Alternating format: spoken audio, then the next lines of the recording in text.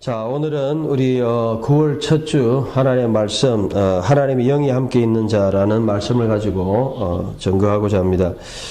우리가 인생을 어떻게 살아야 될까? 저는 요셉을 통해서 많은 것을 생각해 봅니다. 인생의 그 삶에 대해서 아브라함, 이삭, 야곱, 요셉 모든 사람들이 우리에게 보여줍니다. 그래서 우리가 창세기에서 하나님은 창조주 하나님이다, 모든 것을 만드셨다, 천지창조를 말씀하실 뿐만 아니고 인생이 어떻게 살아야 되느냐 하는 그런 답을 우리에게 보여주고 있습니다. 여기 나타난 사람들은 지금부터 무려 4,000년 이상 전에 그야말로 오래된 사람들이죠. 거의 그러니까 이 인류의 거의 시작해서 아담, 하와를 이어서 이 족장 시대이기 때문에 이 수천 년 전에 과연 사람들이 어떻게 살았느냐라는 것을 우리에게 보여줍니다. 우리가 흔히 요셉 스토리를 생각하면 오해를 해요. 이야기를 다 알고 있으니까 요셉은 그냥 성공 스토리다 이렇게 생각을 합니다. 고생하다가 성공했다 이렇게만 여러분들이 접근하는데, 그래서 우리가 인생을 한번 고생하다가 성공해보자 그렇게 생각할 수 있습니다. 그건 단순한 접근이고, 분명하게 요셉은 이 총리라는 단어가 사실은 없죠. 애굽 전 땅을 다스리는 자가 되었다. 바로 다음이니까 아마 총리가 아닌가, 이래 총리라는 단어를 넣었는데 다스리는 자가 되었죠. 그런데 이런 다스리는 자가 되었는데 문제는 오늘 본문을 보면 그가 그 전에 이미 제가 여러 번 지적한 바 있습니다. 그 성공은 이렇게 자리에 오른 것이 성공이 아니었다는 것을 말씀하고 있죠. 39장 23절에 여호와께서 요셉과 함께 하심이라, 여호와께서 그를 범사에 형통하게 하셨다. 즉 성공하게 하셨다. 짤라크 성공하게 하셨다. 요셉은 감옥에 있을 때 이미 성공한 사람이다 하는 것입니다. 우리가 성공을 돈을 많이 번다든지 자리에 오른다든지 이렇게 승진한다든지 이렇게 하는 것을 성공이라고 많은 사람들이 생각합니다. 세상적으로는 성공일 수가 있죠. 그러나 우리가 하나님 앞에 성공은 그런 것이 아니고, 성공은 하나님과 동행하는 성공이다. 이것도 우리가 말씀을 통해서 증거했습니다. 결국은 어떤 외적인 자리에 오르는 것이 중요한 것이 아니고 내가 어떠한 사람이 되는가, 이게 더 중요하다는 거예요. 내가 어떤 사람인가가 더 중요하다는 거예요. 많은 사람들은 여기에 비잉을 거기에 초점을 맞추지 않아요. 내가 어떤 사람인가? 여러분 어떤 사람입니까? 여러분의 어떤 사람인 것 때문에 그 자리에 서게 되고 하나님이 자리에 앉게 하시는 것입니다. 오늘 첫 번째로 38절 봅시다. 하나님의 영에 감동된 사람을 우리가 어찌 찾을 수 있으리요? 개정에 감동된다는 말을 넣었는데 원문에 없죠. 하나님의 영이 있는 자, 하나님의 성령이 그와 함께 있는 자라는 뜻입니다. 여러분 하나님의 영이 여러분과 함께 있습니까? 고린도전서 3장 16절 하나님의 영이 너희와 함께 계신 줄 알지 못하느냐? 하나님 성령이 우리 속에 함께 계신다. 6장 19절에도 말씀하고 있죠. 우리 하나님의 사람은 하나님의 영이 함께 있어요. 그래서 이 영적인 사람이 되어야 돼요. 고린도전서에 보면 세 가지 사람이 있다 그러잖아요. 육신의 사람은 예수를 안 믿는 사람이에요. 하나님의 영이 없습니다. 그 다음에 이제 육에 속한 사람이죠. 그 다음에 육적인 사람. 그래서 이거는 사락스. 육신에 속한 사람은 슈키코스. 혼은 있는데 하나님의 영이 없는 사람. 살키코스. 육적인 사람.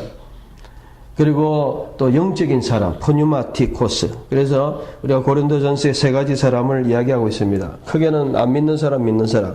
안 믿는 사람은 슈키코스, 영혼만 있는 사람. 그리고 믿는 사람은 살키코스, 포뉴마티코스. 즉 살키코스, 육적인 사람.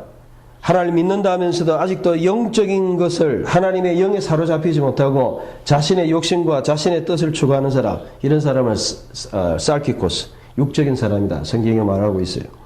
여러분 영적인 사람입니까? 영의 사람입니까? 성령이 인도하는 사람입니까? 그래서 고린도전서에는 이 영적인 사람을 이 영적인 사람이다 이렇게 번역했는데, 영에 속한 또 영의 컨트롤을 받는 그런 사람이다.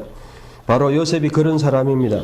요셉은 고생을 했음에도 불구하고, 여러분 요셉을 한번 생각해 보세요. 저도 생각을 해봤어요.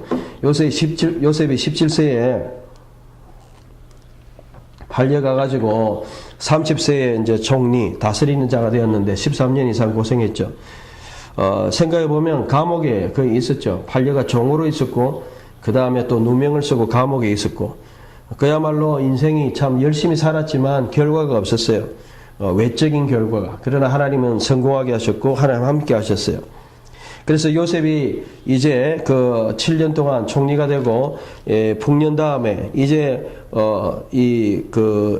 흉년이 되기 전에, 여러분, 아이를 낳았죠. 오늘 본문에 보면 그 아이 이름 나오죠. 51절에 보면 그 흉년 되기 전에, 7년에 이제 거의 이제 마지막에 흉년 들기 전에 아이를 낳았는데 머나세하고 에브라임이죠. 머나세는 이점, 망각이라는 뜻이에요. 그래서 그 아이의 이름을 망각이다, 잊고 싶다. 정말 내가 이제까지 고생했던 거 잊고 싶다. 내가 이때까지 살아왔던 모든 고난을 더 이상 생각하고 싶지 않다. 형님들한테 왕따 당하고 했던 고생들을 잊고 싶다. 그래서 머나세라고 이름을 지었던 거예요. 그리고 나의 인생이 이제는 파라, 열매 맺는다. 에프라임, 에프라임 두 배나 이렇게 열매 맺자. 이래서 두 번째 아들을 갖다가 에브라임이라고 지었죠. 여러분, 그 인생을 바라볼 때에 고생이 얼마나 했는가 여러분 알 수 있어요. 여러분, 정말 13년 동안 고생하면서, 생각해 보세요. 요셉이 대학을 나왔겠어요? 외국 생활을 했잖아요. 쉽게 말하면 오늘날 정말, 고생하면서 살았기 때문에 하나님 함께 계셨지만은 그 당시에 학벌이 있었겠어요? 없죠.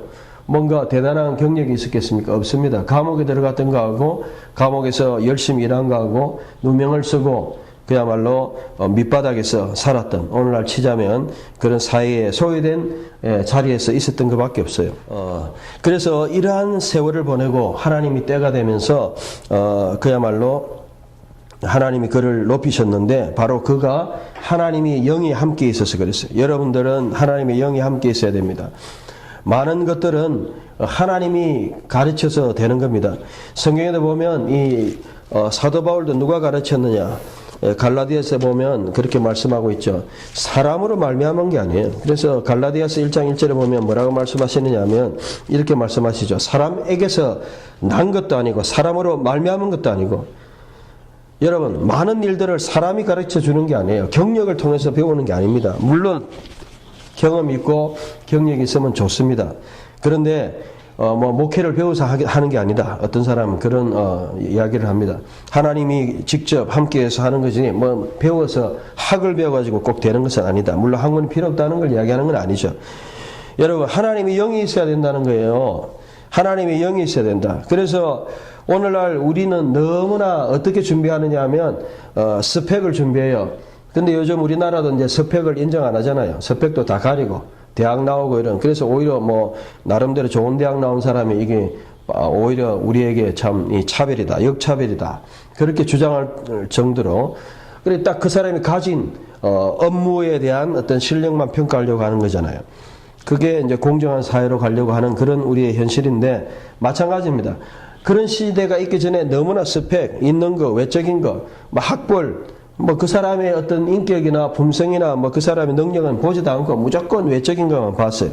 만약에 요셉이 그런 것만 봤다면 감옥에 평생 있었고, 그 다음에 노예로 평생 있었고, 밑바닥에 평생 있었는데, 그가 아무것도 없었잖아요. 그런데 그에게는 누가 있었냐? 하나님이 함께 있다는 거예요. 여러분, 사람에게서 배우는 것이 아니고, 하나님이 함께 한다면 여러분의 미래가 있다는 것입니다. 정말 하나님 함께 해야 되는 거예요. 하나님이 함께 한다는 게 쉬운 게 아닙니다. 하나님이 함께 한다는 건 하나님과 동행하는 거고 그분의 뜻대로 살아간다는 것을 이야기하고 있습니다. 하나님 역사의 주인공이에요. 성경에도 이 비슷한 사람이 한 명 더 나오죠. 꿈을 해석하고 요셉이 그야말로 꿈에 대한 해석을 주고 미래를 제시할 수 있는 그러한 사람이 되었는데, 그와 비슷한 사람이 바로 성경에 나타나는데 그 사람이 누굽니까? 바로 다윗과 그리고 특별히 다니엘이죠. 다니엘은 하나님의 영이 그와 함께한다. 성경이 그렇게 말씀하고 있어요. 다니엘서 5장 11절에 보면, 다니엘서 2장에 보면 느부갓네살이 있었고 5장에 보면 여러분들이 잘 아는 벨사살이라는 왕이 있었죠. 쉽게 말하면 거의 첫 번째 왕과 마지막 왕, 625년부터 그 왕이 이제 그야말로 느부갓네살 605년에, 그리고 맨 마지막에 벨사살, 그야말로 536년 정도, 6, 70년이 지나고. 그러니까 바벨론의 시작과 마지막에 그 왕들에게 누가 있었느냐? 다니엘이 있었어요. 다니엘은 그 막강했던 느부갓네살 왕의 꿈을 해석해주고, 다니엘서 2장에 또 뿐만 아니고 다니엘서 5장에 보면 마지막에 벨사살이 그냥 잔치를 벌이는데 갑자기 손이 나타나가 그야말로 그들에게 하나님의 그 손의 그 해석을 해준 거죠. 메네메네 테겔 우 바르신 재었네 그리고 무게를 재었네 그리고 나누어졌네. 그 시대의 모든 결과와 마지막을 이렇게 보여줬던 거예요. 그래서 그런 걸 보여주니까 그것을 보고 뭐라 그랬느냐? 야, 하나님의 거룩한 영이 함께 있는 자다. 다니엘. 물론 아람어로 되어 있지만 그 뜻이 그겁니다. 거룩한 성령, 하나님의 영이 함께 하는 자다. 여러분, 가장 중요한 경쟁력은 뭐냐면 여러분들이 하나님의 성령이 함께 해야 돼요. 왜 그러느냐 하면 사람의 일을 알 수가 없어요. 사람의 모든 일을 갖다가 정할 수 없어요. 만약 사람이 계획하고 사람만, 인맥만이 모든 걸 결정한다면 사람을 아는 것이 가장 큰 경쟁력일 겁니다. 그런데 여러분 실제로 인생은 그렇지 않아요. 인생은 여러 가지 상황 속에서 하나님이 여러분을 인도하고 아무도 사람이 해주지 않아요. 그런 상황에 누가 해주겠어요? 그런 상황에서 하나님께서 우리를 인도하시죠. 그래서 하나님의 영이 함께 해야 됩니다. 그래서 우리 요셉에게 제일 큰 경쟁력은 바로 하나님의 영이 함께하는 자. 여러분들도 하나님의 영이 함께 하시기를 바랍니다. 예, 하나님의 영이 함께 해야 됩니다. 두 번째로 이 하나님의 영은 어떤 영이냐? 우리가 성령이라 그러잖아요. 그 영은 바로 그 창세기 39장에 우리가 한번 또 읽고도 지나갔던 그 요셉의 가장 큰 역사가 뭡니까? 그것은 바로 시험에서 이겼다는 거예요. 죄의 유혹을 이겼다는 거예요. 뭐라고 이야기합니까? 39장 9절 유혹하고 그야말로 요셉을 유혹할 때의 그 주인의 그 아내가 유혹할 때에 내가 어떻게 하나님께 죄를 지을 수 있겠는가? 하나님 앞에 죄를 짓고자 하는 마음이 없었다는 거죠. 안 지으려고 했다는 거예요. 여러분, 하나님의 성령은 여러분과 함께하면 죄를 싫어하는 마음이 있어요. 하나님께서 우리 속에 계시는데 그 가장 하나님 우리와 함께하는 역사 중에 하나가 바로 죄에 대한 거예요. 여러분이 죄를 안 지으려고 나쁜 짓 안 하고 하나님 앞에 정직하게 살려 하고 그런 마음이 있다면 하나님의 영이 강하게 함께하는 거예요. 하나님의 성령은 여러분에게 어떻게 역사하느냐 하면 성령, 거룩한 마음을 주시는 거예요. 싸우고 그 다음에 남 죽이려 하고 거짓말하고 뭐 남을 뒤에서 칼로 죽이고 겉으로는 거룩한 채 해도 그 다음에 뒤에서 하는 이 거룩하지 못한 행동이 있다면 거룩한 삶이 아니에요. 거룩한 삶이라는 것은 여러분의 총체적인 삶이 거룩해야 돼요. 하나님이 안 보는데 사람 보는 데서 거룩한 건 그런 거룩이 아닙니다. 그걸 우리는 뭐라고 합니까? 외식이라 그래요.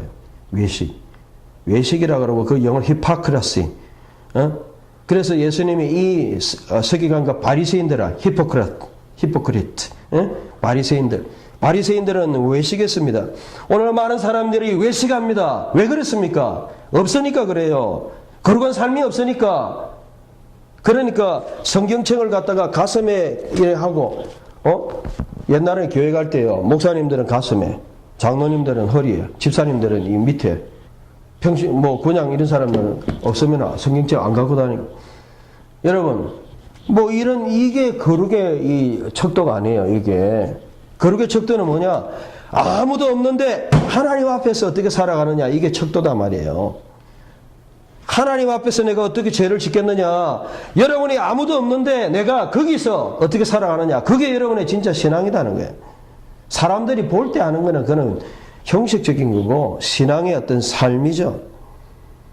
여러분, 요셉이 아무도 없는데 그야말로 죄를 지을 수 있는 두 사람밖에 없는데 그때 죄를 피한 거예요. 그래서 그는 요셉은 거룩한 사람이었습니다.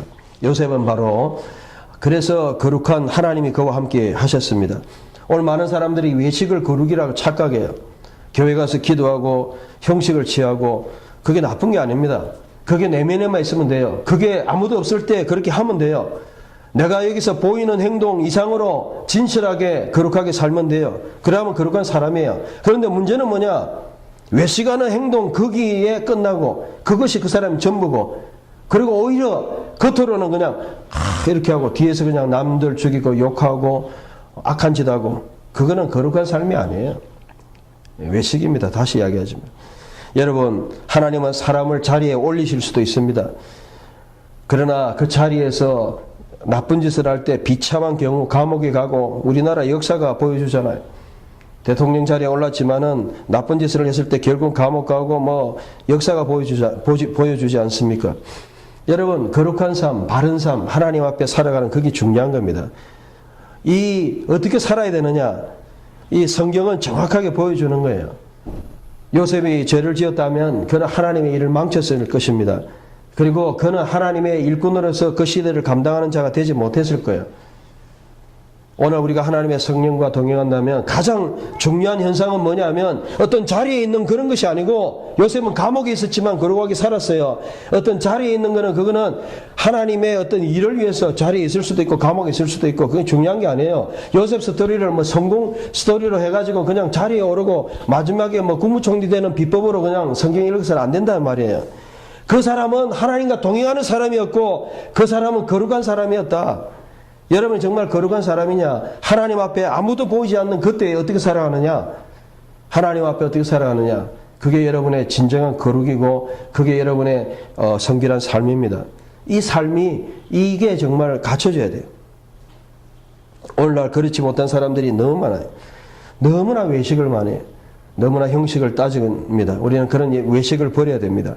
형식도 필요하지만 내용이 더 중요한 거예요. 형식은 좀 모자라도 내용이 있어야 되고, 내용은 없으면서 형식만 갖춘다고 해서 그 사람 내용이 있느냐? 그렇지는 않다는 거예요.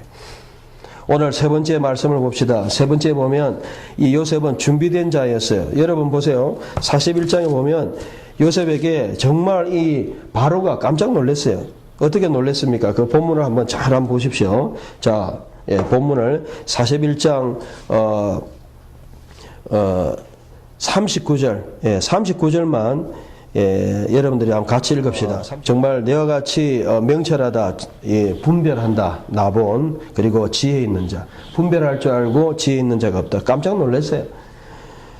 그래서 요셉은 13년 고생했지만 이제는 14년 동안 모든 미래를 이렇게 계획할 수 있고 7년의 흉년, 7년의 풍년과 7년의 흉년을 대비할 수 있도록 14년, 그리고 남은 인생은 그야말로 나라를 다스리는 자로 살게 되어서 110세 죽었으니까 나머지 한 고생한 이상 30년 동안 준비했던 그 이상을 60년 거의 이상을 아주 그냥 떵떵거리며 살 수 있도록 해주셨습니다. 여러분, 정말 왕이 꾸었던 꿈이 그거잖아요. 7 암소가, 살찐 암소가 와가지고 이렇게 있었는데, 또 다른 마른 암소가, 파리한 암소가 먹는, 또 한 이삭에 7 이러한 한 줄기에 7 이삭이 나왔는데 통통했는데, 나중에는 다른 이삭이 나와서 결국 먹어 없애는 7년의 풍년과 7년의 흉년에 대한 꿈을 해석해 주었잖아요. 여러분, 그 시대에 대한 일어날 일입니다. 저는 이 성경을 읽으면서 어떤 생각을 했냐면, 하나님께서 요셉 한 사람을 사용하게 하시려고, 높이시려고 완전히 그냥 14년 동안 그 우주에 그냥 풍년과 흉년을 주었다라고 봅니다. 그리고 바로에게 꿈을 주고, 요셉 한 사람을 위해서 그런 건 아니지만 그 시대에 될 일을 위해서 요셉을 사용하신 것이죠. 여러분, 오늘은 우리가 이러한 시대에 준비된 사람이 되어야 돼요. 준비된 사람이 되어야 됩니다. 어떤 일이 일어날지 몰라요. 오늘 영적으로 우리가 분별해야 됩니다. 이 시대가, 한국이 어떻게 될지 몰라요. 통일의 지금 와중에 있는데 북한이 지금 계속 미사일 쏘기 작전하고 그야말로 장난감 같이 그냥 미사일을 쏘대는데, 지금 그야말로 트럼프가 책상 위에서 어떤 카드를 쓸지 모른다. 한국에 상관없이 어떤 짓을 할지도 모르고, 그야말로 어떤 상황이 일어날지 모르는 그러한 앞을 알 수 없는 그런 현실입니다. 우리는 기도할 때이고 준비가 되어 있어야 되고 영적으로 분별해야 돼요. 이거는 학문적으로 이렇게 예상마이가 될 일이 아니고, 영적으로 기도하고 하나님 앞에 준비된 요셉같이 할 때 그 시대를 내다볼 수 있는 영적 분별력이 생기는 겁니다. 여러분들이 영적인 촉, 우리가 흔히 촉이라 그러잖아요. 촉. 어떤 사람의 어떤 감이라든지 그런 것이 필요하지만 가장 중요한 것은 영적인 분별력, 영적인 촉이 있어야 돼요. 우리가 이 시대가 어떻게 흘러가느냐, 여러분들이 생각하는 대로 흘러가지 않을 수 있어요. 분별하고 그냥 예상하는 대로, 경제의 어떤 예상대로 흘러가지 않을 수가 있어요. 지금 이 시대는 한마디로 요셉의 때는 그야말로 왔다 갔다 하는 극변의 시대였다. 7년의 풍년과 함께 갑자기 흉년이 와버리는 그야말로 최상과 최악이 왔다 갔다 하는 시대. 우리 시대도 동일할 수 있다는 것입니다. 이 시대가 어떻게 흘러갈지 몰라요. 너무너무 어려운 시기, 너무너무 갑자기 좋게 되고 갑자기 어떤 그냥 상황이 급변할 수 있는 그런 일들이 일어날 수 있다는 것이죠. 그것을 내다볼 수 있고 그것을 예상할 수 있고 그것을 바라볼 수 있어야 돼요. 여러분, 우리가 이 교회가 지금 어떻게 흘러가고 있습니까? 한국의 이 융성기, 풍성기는 지금 사라지고 있어요. 지금 신학생들이 줄어가고 대학생들이 줄어가고 인구가 줄어가고 그야말로 시대가 이제는 일꾼들이 없어져요. 그래서 이제는 뭐 다른 나라에서 학생들이 유학 와야 되고 다른 나라에서 일꾼들이 와야 되고 참으로 일할 사람도 없고 공부할 사람도 없는 시대가 지금 오고 있는 그런 시대가 우리 시대예요. 우리는 이런 시대를 바라보면서 또한 영적인 교회도 마찬가지예요. 교회도 일꾼이 지금 점점점 줄어가고 있어요. 마치 아모스가 말씀하신 것처럼 참으로 내가 기근의 시대를 보낼 것이니 그야말로 물이 없어 기근이 아니고 하나님의 말씀이 없어서 기근이다. 하나님의 말씀을 듣지 못해서 기근이다. 하나님의 말씀 들음에 대한 기근이다. 그런 시대, 요셉의 시대에 기근 때문에 모든 사람이 죽어가고 그들이 요셉에게 나올 수밖에 없었어요. 요셉에게서만 먹을 것이 있었어요. 오늘 시대도 마찬가지입니다. 오늘 시대가 영적인 기근의 시대가 올 수 있다는 거죠. 왜 기근이냐? 교회는 많은데 성도가 많은데 아모스 8장 11절에 보면 우리나라 성경 번역이 잘못되어 있어요. 듣지 못한 기근이다 이랬는데 쉐모아 들음에 대한 라아브. 그래서 기근인데 쉐모아 들음에 대한 기근. 그러니까 듣는 자도 그 말씀을 받아들이지 않는 거예요. 오늘 성도들의 태도가 어때요? 성경을 첫째로 읽지도 않고 관심도 없고 목사님 설교도 하나의 말씀으로 생각도 안 하고 성경의 말씀이 하나의 말씀이다 관심도 없어요. 신학자들 동일합니다. 하나의 말씀, 하나님 성경 하나의 말씀 아니에요. 신학 하나의 말씀 공부하는 거 아니에요. 인간의 어떤 학문을 공부하는 게 돼버렸어요. 다 그런 건 아니고 자유주의는 그렇다는 거예요.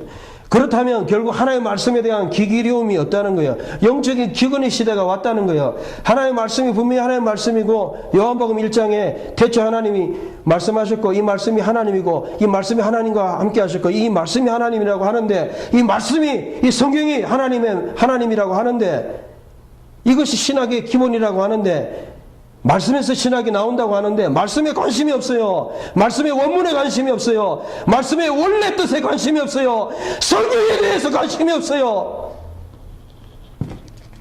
제가 일부러 정말 소리 지르는 게 아니에요. 너무너무 안타까워요. 성경에 대해서 관심이 없다는 거예요. 하나님의 말씀에 대해서 관심이 없다는 거예요. 생명을 다해서 이 말씀에 대해서 자신의 삶을 내놓는 그런 관심이 없다는 거예요. 저는 제 생명을 내놓고 이 말씀을 앞으로 연구하고 할 겁니다. 제가 죽어도 아쉽지 않아요. 이 말씀을 위해 살아가는 거. 말씀의 기근의 시대가 왔어요. 성경에 관심이 없어요. 말씀의 들음에 대한 기근이 왔어요. 준비된 자를 사용하실 것입니다. 오늘 이 시대에 성도들이든 목회자든 신학자든 하나님이 요셉과 같이 하나님 앞에 준비된 자, 하나님과 동행하는 자, 정말 자리에 올라서 거룩한 체하는 자가 아니고 거룩한 사람, 하나님 앞에서 준비되고 요셉과 같이 하나님과 동행하고 그런 사람을 하나님이 이 시대에 사용하실 줄 믿습니다. 여러분 그런 사람들이 되시기를 바랍니다. 교회 다니는 것도 중요합니다. 우리가 예수 믿었다는 것도 중요합니다. 하나님 앞에 사용되어야 돼요.